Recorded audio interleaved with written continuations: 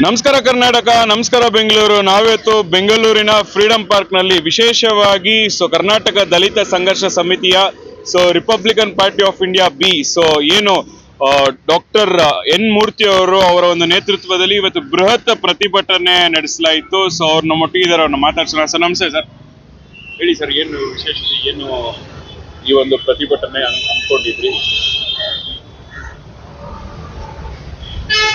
ಅಲೆಮಾರಿ 59 ಜಾತಿಗಳಿಗೆ ಶೇಕಡ 1% ಮೀಸಲಾತಿಯನ್ನು ಪ್ರತ್ಯೇಕವಾಗಿ ಅವ್ರಿಗೆ ಕೊಡಬೇಕು ಅಂತ ಹೇಳಿ ಇವತ್ತು ಇಡೀ ರಾಜ್ಯದ 31 ಜಿಲ್ಲೆಗಳಲ್ಲೂ ಕೂಡ ಬೃಹತ್ ಪ್ರತಿಭಟನಾ ಪ್ರದರ್ಶನವನ್ನು ಆಯಾ ಜಿಲ್ಲಾಧಿಕಾರಿಗಳ ಕಚೇರಿ ಮುಂದೆ ಕರ್ನಾಟಕ ದಲಿತ ಸಂಘರ್ಷ ಸಮಿತಿ Republican party of India B ಭಾರಿ ಪ್ರತಿಭಟನೆಯನ್ನು ಇವತ್ತು ಹಮ್ಮಿಕೊಂಡಿದ್ವಿ.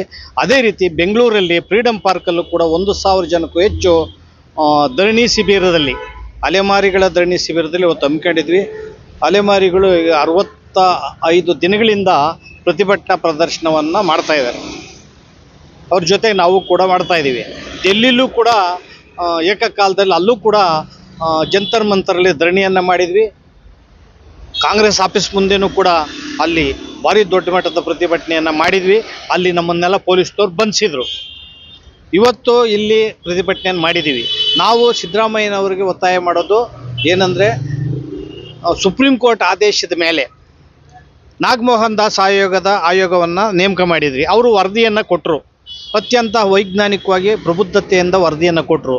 ಆದರೆ ಆ ವರದಿಯನ್ನೆಲ್ಲನೂ ಕೂಡ ಕ್ಯಾಬಿನೆಟ್ಟಲ್ಲಿ ಪರಿಷ್ಕರಣೆ ಮಾಡಿ ಈ ಅಲೆಮಾರಿಗಳಿಗೆ ಏನು ಆಯೋಗ 1% ಮೀಸಲಾತಿಯನ್ನು ಪ್ರತ್ಯೇಕವಾಗಿ ಕೊಟ್ಟಿತ್ತು, ಅದನ್ನು ಪರಿಷ್ಕರಣೆ ಮಾಡಿ ಅವರನ್ನು ಗ್ರೂಪ್ ಸಿನಲ್ಲಿ ಪ್ರಬಲ ಜಾತಿಗಳ ಒಂದಿಗೆ ಅವರು ಸೇರಿಸಿಬಿಟ್ಟಿದ್ದಾರೆ.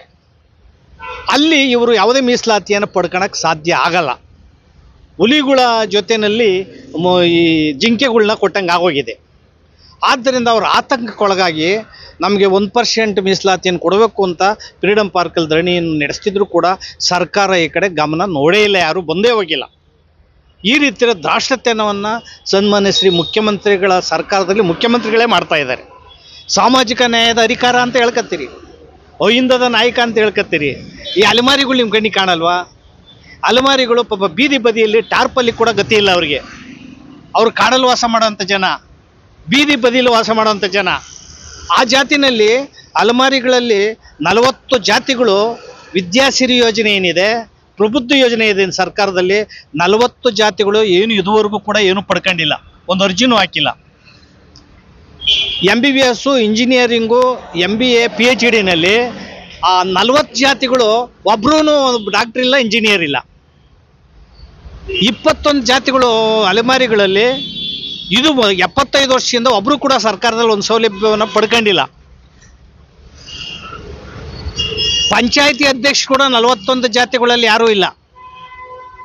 ಒಬ್ಬ MLA ಇಲ್ಲ, ಮಿನಿಸ್ಟ್ರಿ ಇಲ್ಲ, ತಹಶೀಲ್ದಾರ್ ಇಲ್ಲ, ವಿಲೇಜ್ ಅಕೌಂಟೆಂಟ್ ಇಲ್ಲ, ಕಾನ್ಸ್ಟೇಬಲ್ ಕೂಡ ಇಲ್ಲ ಆ ಜಾತಿಲಿ. ಆ ಸಮಾಜದ ಮಕ್ಕಳು ಮೇನ್ ಸ್ಟ್ರೀಮಿಗೆ ಬರೋದು ಬೇಡವಾ? ಒಬ್ಬ ತಹಶೀಲ್ದಾರ್ ಆಗೋದು ಬೇಡವಾ? AC ಆಗೋದು ಬೇಡವಾ? ಡಾಕ್ಟರ್ ಆಗೋದು ಬೇಡವಾ?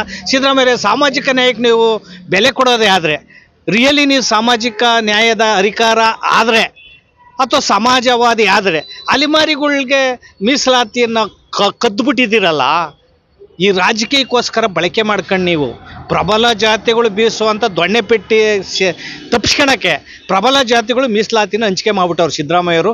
ಇವ್ರಿಗೆ ವಂಚನೆ ಮಾಡಿಬಿಟ್ಟದು. ಇವರಿಗೆ ಒಳ ಮೀಸಲಾತಿ ಮರಣ ಶಾಸನ ಈ ಸಮಾಜಕ್ಕೆ. ಪಾಪ 5 ಲಕ್ಷ ಜನ ಏನಿದೆ, ಅವರು ಬೀದಿ ಬದಿಲಿ ವಾಸ ಮಾಡೋರು, ಒಂದು ಊರಲ್ಲಿ ಇಲ್ಲ, ಒಂದು ಇದರಲ್ಲಿಲ್ಲ. ಅವ್ರು ವೋಟ್ ಬ್ಯಾಂಕ್ ಅಲ್ಲ ಈ ಕಾಂಗ್ರೆಸ್ಗೆ. ಅವರಲ್ಲಿ ರೇಷನ್ ಕಾರ್ಡ್ ಇಲ್ಲ, ಮತದಲ್ಲಿ ಇಷ್ಟಿಲ್ಲ. ಅದರಿಂದ ಅವ್ರನ್ನ ನಿರ್ಲಕ್ಷ್ಯತೆ ಮಾಡಿಬಿಟ್ಟಿದೆ. ಇದು ಸುಪ್ರೀಂ ಕೋರ್ಟ್ ಆದೇಶದ ವಿರೋಧಿತನ. ಏನು ಸುಪ್ರೀಂ ಕೋರ್ಟ್ ಆದೇಶ ಏನು ಕೊಡ್ತೀವಿ? 7 ಜನರ ನ್ಯಾಯಾಧೀಶರ ಪೀಠ ಹಿಂದುಳಿದರಲ್ಲಿ ಹಿಂದುಳಿಕೆಯನ್ನು ಗುರುತಿಸ್ಬೇಕು ಅಂತ ಡಾಟಾ ಕಲೆಕ್ಟ್ ಮಾಡಿ ಅಂತ ಹೇಳಿದಿತ್ತು. ಹಿಂದುಳಿದವರು ಅಂದ್ರೆ ತೀರ ಹಿಂದುಳಿದವರು ಅಂದ್ರೆ ಅಲೆಮಾರಿಗಳೇ. ಎಲ್ಲಿ ಇವರಿಗೆ ಪ್ರತ್ಯೇಕವಾಗಿ ಮೀಸಲಾತಿನ ಕೊಟ್ಟರೆ? ನಾಗಮೋಹನ್ ದಾಸು ಪ್ರತ್ಯೇಕವಾಗಿ ವಿಶೇಷವಾಗಿ ನಂಬರ್ 1 ಪರಿಗಣಿಸಿದ್ರು ಅವ್ರನ್ನ. ನೀವು ಅವ್ರನ್ನ ಪಾಪ ತೀರ ನೀರಿಗೆ ಹಾಕಿಬಿಟ್ಟಿದ್ದೀರಿ. ಅವರು ಆಘಾತಕ್ಕೊಳಗಾಗಿಬಿಟ್ಟಿದ್ದಾರೆ. ಅವರು ನಮ್ಮ ಜೀವನನೇ ಮುಗಿದೋಯ್ತು ಅಂತ ತಿಳ್ಕೊಂಬಿಟ್ಟಿದ್ದಾರೆ. ಸಿದ್ದರಾಮಯ್ಯನವರಾಗಲಿ ಆ ಸರ್ಕಾರ ಆಗಲಿ ಈ ಕಡೆ ತಿರುಗೇ ನೋಡಿಲ್ಲ. ಇವತ್ತು ನಾವು ಧರಣಿಯನ್ನು ಮಾಡಿ ಭಾರಿ ಗಲಾಟೆ ರಾಜ್ಯಾದ್ಯಂತ ಮಾಡಿದ ಮೇಲೆ ಸಮಾಜ ಕಲ್ಯಾಣ ಇಲಾಖೆ ಆಯುಕ್ತರಾದಂಥ ರಾಕೇಶ್ ಕುಮಾರ್ ಅವರು ಬಂದು ಮನವಿಯನ್ನು ತಾಂಡೋದ್ರು ಇವತ್ತು. ನಾನು ಸಿದ್ದರಾಮಯ್ಯವ್ರಿಗೆ ಹೇಳ್ತೀನಿ, ನೀವು ಕೂಡಲೇ ಅವರಿಗೆ ಮೀಸಲಾತಿನ 1% ಕೊಡದ ಹೋದರೆ ರಾಜ್ಯಾದ್ಯಂತ ಉಗ್ರ ಹೋರಾಟವನ್ನು ದಲಿತ ಸಂಘಟನೆಗಳು ಅವ್ರ ಜೊತೆಗಿದ್ದೇವೆ, ಮಾಡ್ತೇವೆ. ನಾನಿಲ್ಲಿ ಹೇಳೋದು ಅಂದರೆ ವಲಯ ಮಾದಿಗ ಅಂತೇಳಿ ಡಿಫರೆಂಟ್ ಮಾಡ್ತಾ ಇದ್ದೀರಿ ನೀವು.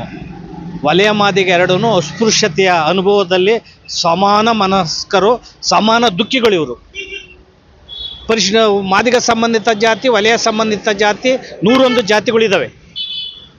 ಈ 101 ಜಾತಿಗಳೇನಿದ್ದಾವೆ, ನಾವು ಕೊರ್ಚ ಲಮಾಣಿಗಳು ಕೊಡಬೇಡಿ ಅಂತ ಎಲ್ಲೂ ಹೇಳಿಲ್ಲ, ಅವ್ರಿಗೂ ಕೊಡಿ. ಮೀಸಲಾತಿನಲ್ಲಿ ಸಮಾನವಾಗಿ ಹಂಚಿಕೆ ಮಾಡಿ. ಮೊದಲನೇ ಆದ್ಯತೆನ ಈ ಕಟ್ಟಕಡೆಯ ಸಮಾಜ ಅಲೆಮಾರಿಗಳಿಗೆ ಕೊಡಬೇಕು, ಸಾಮಾಜಿಕ ನ್ಯಾಯ ಅಂತ ಸಿದ್ದರಾಮಯ್ಯ ಸರ್ಕಾರ ಕೇಳೋದ್ರ ಮೂಲಕ ಸಿದ್ದರಾಮಯ್ಯ ಸರ್ಕಾರದಲ್ಲಿ ಪರಿಶಿಷ್ಟ ಜಾತಿ SC SB TSP ಹಣ 2.5 ವರ್ಷದಲ್ಲಿ 27,000 ಕೋಟಿನ ನೀವು ಮಿಸ್ಯೂಸ್ ಮಾಡ್ಕೊಂಡಿದ್ದೀರ, ದುರುಪಯೋಗ ಮಾಡ್ಕೊಂಡಿದ್ದೀರ.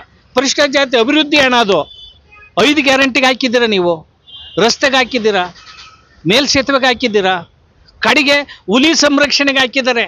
ಹುಲಿಗಳು ತಿಂದು ದಷ್ಟಪುಷ್ಟವಾಗಿರಬೇಕು, ಈ ಪರಿಶಿಷ್ಟ ಜಾತಿಯವ್ರ ಪಾಪ ಹೊಟ್ಟೆ ಎಸ್ಕೊಂಡಿರ್ಬೇಕು. ಏನ್ರಿ ಇದ ನಿಮ್ಮ ನ್ಯಾಯ?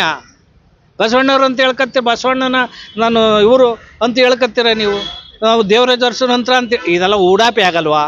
ಅಂದ್ರೆ ಇಲ್ಲಿ ಸಿದ್ದರಾಮಯ್ಯನವರು ಕಾಂಗ್ರೆಸ್ಸು ಇವರ ಸಮಾಜವಾದಿತನ ಸಂಪೂರ್ಣ ಬದಲಾಗಿಬಿಟ್ಟಿದೆ. ಸಿದ್ದರಾಮಯ್ಯರು ಸಂಪೂರ್ಣ ಬದಲಾಗಿಬಿಟ್ಟಿದ್ದಾರೆ. ಈಗ ಎಲ್ಲೋದ್ರೂ ಕೂಡ ಈ ಬತ್ತಿ ಇಟ್ಕೊಂತಾರೆ, ನಾಮ ಇಟ್ಕೊಂತ ಕುಂಕುಮ ಇಟ್ಕೊಂತಾರೆ, ಚರ್ಚ್ಗೆ ಹೋದ್ರೆ ಟೋಪಿ ಹಾಕ್ಯಂತಾರೆ, ಇಲ್ಲಿ ಬಂದರೆ ಕಿರೀಟ ಹಾಕ್ಯಂತಾರೆ. ಏನ್ರಿ ಇದು? ಯಾಕ್ರಿ ಈ ಥರದ ಬಾಳು? ಯಾಕ್ರಿ ಈ ಥರದ ನ್ಯಾಯ? ಫಸ್ಟು ನೀವೇನಾದರೂ ಈ ನ್ಯಾಯ ಕೊಡೋದಾದರೆ, ನಿಜವಾದಂಥ ನೀವು ಸಂವಿಧಾನ ಪರಿಕಲ್ಪನೆಗೆ ನೀವು ಬೆಲೆ ಕೊಡೋದಾದರೆ, ಅಂಬೇಡ್ಕರ್ ಆಶಯಕ್ಕೆ ಬೆಲೆ ಕೊಡೋದಾದರೆ, ಸಾಮಾಜಿಕ ನ್ಯಾಯಕ್ಕೆ ಬೆಲೆ ಕೊಡೋದಾದರೆ, ಹಿಂದುಳಿದವ್ರಿಗೆ ಗೌರವ ಕೊಡೋದಾದರೆ ಅಲೆಮಾರಿಗಳನ್ನ ಕೈಗಡಿ. ಈಗ ನೋಡಿದರೆ ಜನಗಣತಿ ಮಾಡ್ತೀನಿ ಅಂತೇಳಿ ಈಗ ಅಲ್ಲಿ ಜಾತಿಗಳನ್ನು ತುಂಡಾಗಿ ಹೊಡೆದು ಓದ್ತಾ ಇದ್ದೀರಿ ನೀವು. ಈ ದುರ್ಬಲ ಜಾತಿಗೆ ಮೀಸಲಾತಿ ಕೊಡಬೇಕು ಅಂತ ಅಲ್ಲ, ನಿಮ್ಮ ರಾಜಕೀಯ ಬೆಳೆ ಬೇಯಿಸ್ಕೋಬೇಕು ಅಂತ ನೀವು ವರ್ಗೀಕರಣ ಮಾಡೋದಾದರೆ ಕಾಂತರಾಜ್ ವರದಿನ ಜಾರಿ ಮಾಡಿಬಿಡ್ತಿದ್ರಿ ನೀವು. ಇದನ್ನು ಬರೀ ಹೊಡೆದ್ಬಿಟ್ಟು ಚುನಾವಣೆ ಆಗೋದ್ರೊಳಗಡೆ ಚೂರಾಗಿ ಕತ್ತಿಸ್ಬಿಟ್ಟು ಜಾತಿಗಳನ್ನೆಲ್ಲ ಏನು ಸಾಧನೆ ಮಾಡ್ತೀರಿ? ಏನೂ ಸಾಧನೆ ಮಾಡೋಕ್ಕಾಗಲ್ಲ. ಹಂಗಾದ್ರೆ ಅಲೆಮಾರಿಗಳಿಗೆ ನೀವು ಮೀಸಲಾತಿನ ಕೊಡ್ತಾ ಇದ್ದೀರಿ ನೋಡಿ. ಈಗ ನಮ್ಮ PTCL ಕೇಸು ಲಕ್ಷಾಂತರ ಎಕರೆ ಪರಿಶಿಷ್ಟ ಜಾತಿ ಹೋಯ್ತು, ಪರಿಪರ್ಯಾಯ ಬೇಡ್ಕೊಂಡ್ವಿ, ನೀವು ತಿದ್ದುಪಡಿ ಮಾಡಲೇ ಇಲ್ಲ. ಮೀಸಲಾತಿನ ಹೆಚ್ಚಿಸ್ತೀನಿ 75% ಹೊಂದ್ರಿ, ಹೆಚ್ಚಿಸ್ಲೇ ಇಲ್ಲ. ಆಯ್ತು ಸ್ವಾಮಿ, ಈಗ ಅವರು ಅಷ್ಟು % ಕೊಡಿ, ನಮ್ಗೆ ಇಷ್ಟು % ಕೊಡಿ ಅಂತ ಹೇಳ್ತಾರಲ್ಲ ಮೀಸಲಾತಿಲಿ. ಎಲ್ಲರಿಗೂ ಜಾತಿ ಅಂತ, ಆಯಾ ಜಾತಿ ಜನಸಂಖ್ಯೆ ಅಂತ ಹಂಚ್ಬಿಡಿ ಮೀಸಲಾತಿನ, ಎಲ್ಲರಿಗೂ ಹಂಚ್ಬಿಡಿ. ಬ್ರಾಹ್ಮಣ ಸಮಾಜಕ್ಕೆ 10% ಮೀಸಲಾತಿ ಕೊಟ್ಟಿದ್ರಲ್ಲ, 3%, ಅವ್ರಿಗೂ 3 ಕೊಡಿ, ಬೇರೆಯವ್ರಿಗೂ 3 ಕೊಡಿ. ನಾವು ಯಾವ ಜಾತಿನ ವಿರೋಧ ಮಾಡ್ತಾ ಇಲ್ಲ, ನಾವು ಶೆಕ್ಯುಲರು. ಅವರು ಜನಸಂಖ್ಯೆ ಆಧಾರದಂತೆ ಕೊಟ್ಬಿಡಿ, ಅಲೆಮಾರಿಗಳಿಗೂ ಕೊಡಿ. ಆ ತಾಕತ್ತಿದ್ದರೂ ನೋಡಿ. ಇಲ್ಲ ಅಂದ್ರೆ ರೀತಿಯ ರಾಜಕೀಯ ಮಾಡಬಾರ್ದು ಅಂತ ನಾನು ಅತ್ಯಂತ ವಿನೀತವಾಗಿ 50 ವರ್ಷಗಳ ಕಾಲ ಹೋರಾಟ ಮಾಡಿದ್ದೀವಿ ನಾವೆಲ್ಲನೂ ಕೂಡ. ಅತ್ಯಂತ ಬದ್ಧತೆ ಪ್ರಾಮಾಣಿಕತೆಯಿಂದ ಹೋರಾಟವನ್ನು ಮಾಡಿದ್ದೀವಿ. ನೀವು ಹೋರಾಟಗಾರನು ರೆಕಗ್ನೈಸ್ ಮಾಡಲ್ಲ. ಯಾರಿಗೂ MLC ಕೊಡ್ತೀವಿ, ಮಿನಿಸ್ಟ್ರ್ ಕೊಡ್ತೀವಿ ಅಂತ ಪಾಪ ದಲಿತ ಸಂಘಟನೆ ತುಂಡು ಮಾಡಿಬಿಟ್ಟು ಜೊತೆಗೆ ಇಟ್ಕೊಂಡಿದ್ರಿ. ನಿಮ್ಮ ತುಂಡುಗಳು ಬಹುಪರಕ್ಕೆ ಹಾಕ್ಕೊಂಡಿದ್ರು, ಅವ್ರಿಗೊಂದು ನೇಮ್ ಆಗ್ಬಿಟ್ರು, ಅವ್ರು ಬೈ ಮಣ್ಣು ಹಾಕಿರಿ, ಅವ್ರಿಗಾದ್ರೂ MLC ಮಾಡಿರ ಪಾಪ. ಅದನ್ನು ಕೂಡ ಖಂಡಿಸ್ತಾ ಇದ್ದೀವಿ ನಾವು. ನೀವು ಬರೀ ಜೊತೆ ಒಳಗೆ ಬಳಸ್ಕೊಳೋದು, ಅವ್ರಿಗೆ ಪ್ಯಾಕೇಜ್ ಕೊಡೋದು, ಮತ್ತೆ ಕೈ ಬಿಟ್ಬಿಡೋದು. ಯಾರಿಗೂ ಒಳತನ್ನ, ಕುರುಬ ಸಮಾಜ ಕೂಡ ಒಳತನ್ನ ಮಾಡಿಲ್ಲ. ಈಗಾಗಲೇ ಅವ್ರನ್ನ ST ಲಿಸ್ಟ್ ಸೇರಿಸ್ತೀವಿ ಅಂತ ಹೋಗಿದ್ದೀರಿ. ST ಲಿಸ್ಟ್ 1 ವರ್ಷ ಧರಣಿ ಮಾಡಿ ಪಾಪ ಆ ಸಮಾಜಕ್ಕೆ 7% ಮೀಸಲಾತಿನ ಕೊಡಿಸಿದ್ದೀವಿ ಸ್ವಾಮೀಜಿಗಳೆಲ್ಲ. ತಿರ್ಗಿ ಅಲ್ಲಿಗೆ ಇನ್ಯಾರನ್ನ ಸೇರಿಸ್ಬಿಟ್ಟು ಅಲ್ಲಿ ಜಾತಿಗಳು ನೋಡಿ ಅಂಥ ಕೆಲಸಗಳನ್ನು, ಈ ವಿದ್ಯಮಾನಗಳನ್ನು ಸಿದ್ದರಾಮಯ್ಯವರು ಮಾಡಬಾರ್ದು. ಬಾಬಾ ಸಾಹೇಬ್ ಅಂಬೇಡ್ಕರ್ ಅವರು ಭಾಳ ಪರಿಶ್ರಮದ ಅಂತಂಥ ಮಹಾನಾಯಕರುಗಳು ಈ ಜಾತಿನಲ್ಲಿ ಒಟ್ಟಿಗೆ ಸೇರಿಸಿ SC ST OBC ಧಾರ್ಮಿಕ ಅಲ್ಪಸಂಖ್ಯಾತ 75% ಜನ ಈ ದೇಶದ ಆಡಳಿತವನ್ನು ಹಿಡಿಬೇಕು.